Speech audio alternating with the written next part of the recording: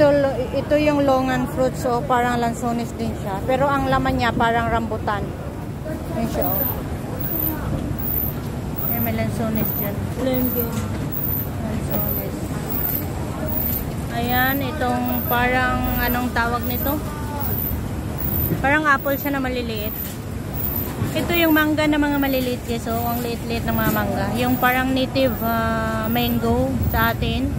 Ayun, ang sarap nito. Yung malutong pa siya. Sarap lagyan ng alamang. Pero ito yung kadalasan dito sa ano, guys. China, sa Hong Kong. Itong Longian fruits. Yan, o. Season ngayon ng ano, ganitong prutas. Parang ano siya. Pwede magtikim ng isa nito. Pwede magtikim ng isa. Ito, guys, oh. Ayan yung laman niya. Ayan, ayan. Ayan. Thank you for watching. Ayan. Kainin ko.